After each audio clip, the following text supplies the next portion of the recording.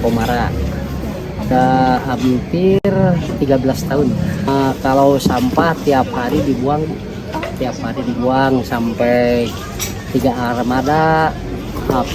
Ada susulannya, ada 6 armada gitu. Kalau di sini sampah campur semua. Di sini sampah dapur.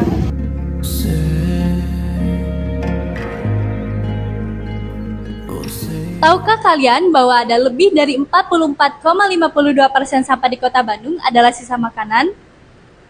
Halo, perkenalkan nama saya Kayla Zafira. Hari ini saya akan mempresentasikan hasil sampah-sampah yang ada di Kota Bandung.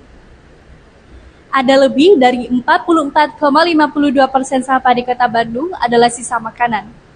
Presentasi ini sebanding dengan sampah plastik, dua jenis limbah yang biasanya kita hasilkan setiap hari. Sampah organik seperti sisa makanan, kulit buah, dan sayuran yang membusuk adalah jenis sampah yang mudah terurai. Tapi jika tidak dikelola dengan benar, akan berpengaruh pada lingkungan dan kesehatan. Selanjutnya, saya akan memberikan contoh-contohnya.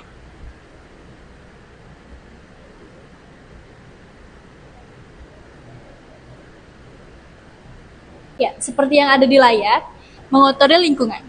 Sampah organik yang dibuang sembarangan akan mengotori taman, sekolah, halaman rumah, hingga area publik. Ketika menumpuk, sampah ini menciptakan bau yang tidak sedap. Saat terurai, sampah organik menghasilkan gas-gas seperti metana dan amonia yang menimbulkan bau menyengat.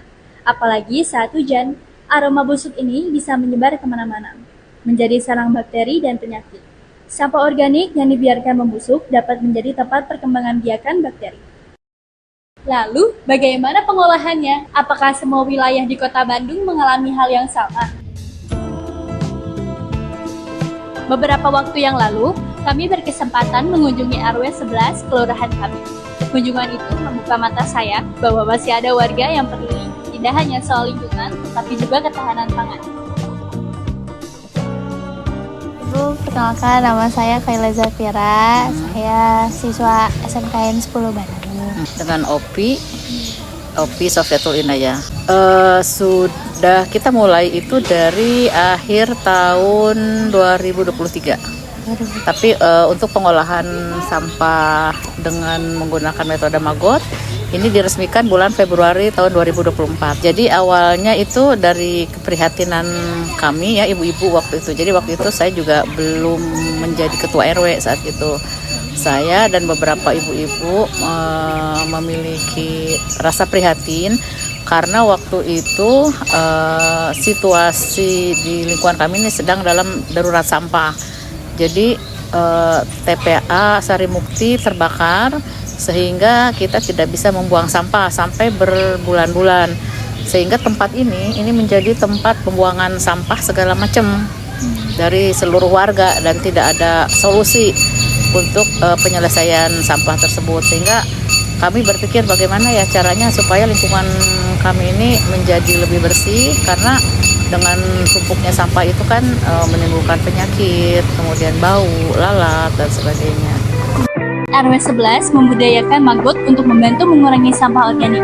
Dari sampah organik akan berputar menjadi bahan pangan seperti ikan lele, ayam, tumbuhan, pakcoy, cabai, kangkung, jagung, dan masih banyak lagi. Bagaimana cara BFF membantu kita untuk mengurangi sampah organik? Seperti yang ada di layar, yang pertama, Maggot akan memakan sampah organik yang sudah dikumpulkan setiap harinya dari pemukiman warga. Setelah itu, ia akan memisahkan diri ketika dia sudah tidak mau makan. Setelah Maggot memisahkan diri, dia akan berubah menjadi lalat. Tugas lalat jantan hanya berkawin. Setelah dia kawin, dia akan mati. Sama dengan lalat betina. Lalat betina setelah bertelur, dia pun akan mati. Lalu, telur-telur itu akan kembali menjadi bayi larva. Itu adalah siklus yang terus berputar. Selain itu, kotoran Maggot bisa menjadi pupuk yang dijual atau digunakan untuk tumbuhan. Dan pakai lalat bisa menjadi pakan alternatif untuk ikan atau untuk ayam. Untuk mengembangkan dan memperkenalkan budidaya Black Soldier Fly sebagai solusi permasalahan sampah organik, kegiatan ini dibentuk untuk diterapkan di RW dan diperluas ke seluruh Indonesia dengan memperdayakan potensi dan semangat remaja sebagai motor penggerak perubahan. Sampah plastik bisa datang dari mana saja. Bisa dari tempat wisata, pusat pembelanjaan, sekolah dan perkantoran, dan rumah tangga. Kita bisa melakukan hal-hal kecil seperti mengganti plastik menjadi tas belanja, mengganti tempat makan sekali pakai menjadi food container, dan botol plastik menjadi tumbler. Hal-hal kecil ini bisa berpengaruh untuk pengurangan sampah plastik yang ada di Kota Bandung. Lalu bagaimana dengan sampah wadah skincare? Di zaman yang sudah modern ini, balita hingga lansia menggunakan banyak sekali jenis perawatan kulit. Di kalangan muda, skincare adalah salah satu hal yang sangat dibutuhkan.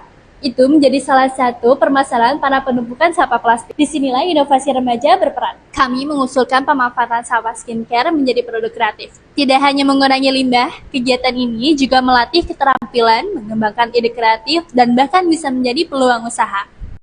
Kesimpulannya, pengolahan sampah baik organik maupun anorganik menjadi tantangan lingkungan yang harus ditangani dengan bijak. Dengan keterlibatan aktif remaja dan pendekatan kreatif, sampah dapat diolah menjadi sumber daya yang bermanfaat. Melalui edukasi dan kolaborasi, kita dapat menciptakan perubahan yang nyata demi lingkungan yang bersih. Sekian dari saya. Wassalamualaikum warahmatullahi wabarakatuh.